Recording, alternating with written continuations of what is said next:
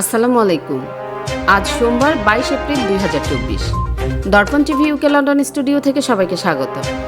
সদ্য প্রয়াত বাউল শিল্পী পাগল হাসানের জীবন ছিল দুঃখে ভরা, তাই তো গানে গানে বলতেন নিজের দুঃখের কথা।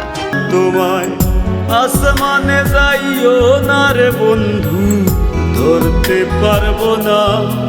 তোমায় পাতালে যাইও না রে বন্ধু, ছুঁইতে পারবো না।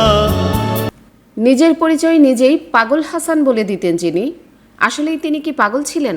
আর পাগল হলে তিনি গানই বা গাইতেন কীভাবে? সে প্রশ্নের সহজ উত্তর হচ্ছে, তিনি প্রকৃত পাগল ছিলেন না, ছিলেন গানের পাগল, ভাবের পাগল। আর তাই তো জীবন খাতায় প্রেম কলঙ্কের দাগ দাগাইয়া দুঃখের জীবন বয়ে বেড়াতেন এই পাগল হাসান। গান লিখতে হলে নাকি বুক ভরা পরম দুঃখের দরকার, নিজেই এমনটি বলতেন তিনি। তাই এ দুঃখবোধ তার গান, সুর ও সাধনায় প্রকাশ পেয়েছে। ছোটবেলায় বাবাকে হারান হাসান। কঠিন দারিদ্র্যের সঙ্গে লড়াই করতে করতে জীবনের এতটা পথ পাড়ি দিয়েছিলেন। মনের দুঃখ না মিটলেও একটু বৈষয়িক সুখ যখন উকি দিচ্ছিল, ঠিক তখন পথেই থেমে গেল তার ভবজীবনের রেলগাড়ির ইঞ্জিন, যার মাধ্যমে সেই জীবন থেকে একেবারে ছুটি পেয়েছেন তিনি।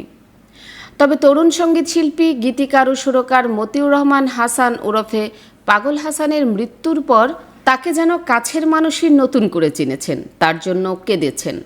অথচ এতদিন সাদাসিধে এই তরুণ হাসান সবার কাছে থেকেই যেন ছিলেন অচেনা। তাই এটা এখন যেন তার গানের কথার মতোই হয়েছে, যা হলো মানুষ মইরা গেলে কদর বাইরা যায়, বাইচা থাকতে নিকৃষ্ট কয়, মরলে শ্রেষ্ঠ পদক পায়। এভাবে গানে গানে বলতেন নিজের দুঃখের কথা, যেমন নদীর বুকে চাঁদে খেলায় জলের বুকে মিন, পাগল হাসানের বুকেতে দুঃখ সীমাহীন। গত বৃহস্পতিবার সকালে তার মৃত্যুর খবরে ভক্ত, অনুরাগী, বন্ধুবান্ধব, শুভানুধ্যায়ীরা যেন হতবাক হয়ে যান।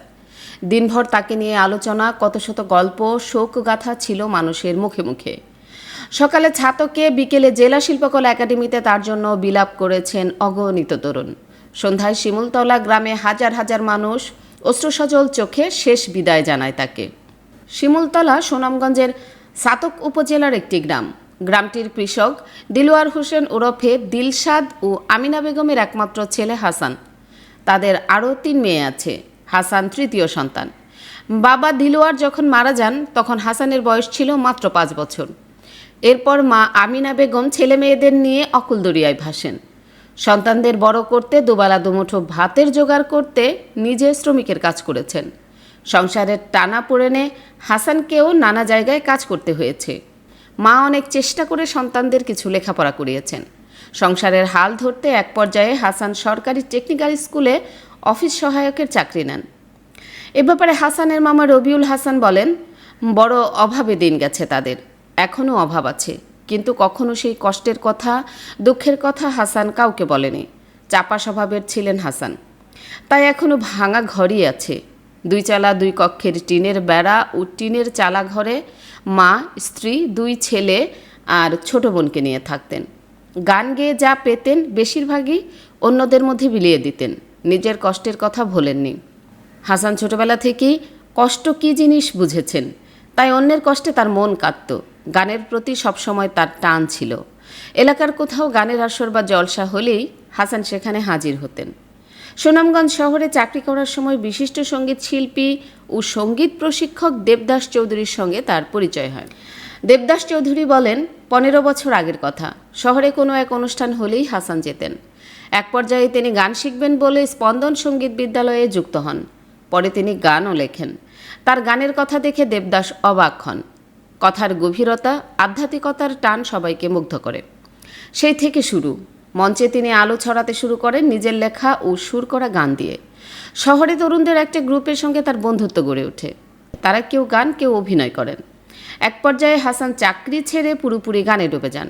ঢাকা সহ সবখানেই তিনি গান করতে থাকেন। ইউটিউবে তার গান জনপ্রিয় হতে থাকে। তার একটা গানের দল ছিল পাগল এক্সপ্রেস নামে।